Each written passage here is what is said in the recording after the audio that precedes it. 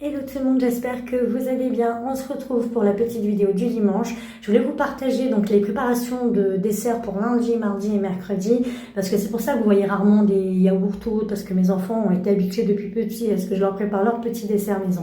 Donc du coup, on commence par un flan pâtissier. Je vous avais déjà fait la recette, donc là c'est sans pâte. Pour les quantités, 4 œufs, 150 g de sucre, 90 à 100 g de maïzena et le litre de lait, donc c'est à part puisqu'on vient le faire bouillir. Donc pour le rajouter ensuite à la préparation, et quand tout a bien été mélangé, on remet ça comme vous pouvez le voir à feu doux et jusqu'à obtenir ce mélange un petit peu comme ça crémeux. On vient mettre ça dans notre moule et ça part au four, donc à peu près 1 heure à 200 degrés en fonction de votre four. Ensuite, on enchaîne avec le fameux pudding de ma grand-mère. Bon, aujourd'hui, c'est avec du caramel déjà prêt, mais je vous ai déjà posté la vidéo avec du caramel maison. C'est juste que quand je le fais maison, c'est que derrière, je fais un gâteau renversé à l'ananas.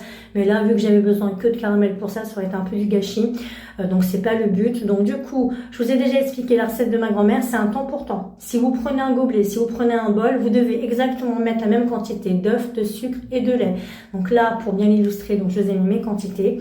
On vient mélanger les œufs avec le sucre dans un premier temps et ensuite on viendra rajouter le lait. Lorsque on a un mélange bien onctueux, on viendra mettre le caramel dans le moule et on viendra mettre notre préparation à l'intérieur. Pour la cuisson au bain-marie, donc plutôt à la casserole, mais vous pouvez également le faire au four. Bon, moi c'est système D, comme vous allez le voir. J'essaye de faire tenir tant bien que mal. Il faut compter à peu près 1 heure de cuisson.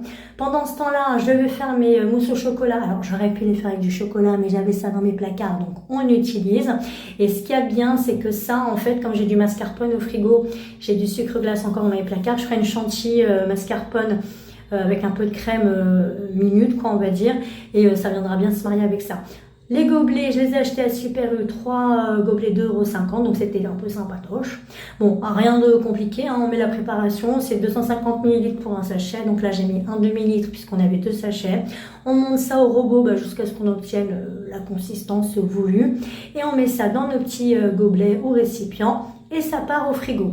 Pendant ce temps-là, le flan, la cuisson est terminée, donc je vous montre ça aussi. On laisse un petit peu refroidir et ça part rejoindre nos mousses au chocolat au réfrigérateur. Moi, je les mets au-dessus parce que c'est les desserts qui vont partir en premier. Le pudding, qui vient de se terminer également, ça peut attendre 2 jours au frigo tranquillement, sans problème. Donc là, je vous le montre, il est plutôt pas mal, bien réussi. Et c'est pareil, une fois que ça refroidit, on met au frigo.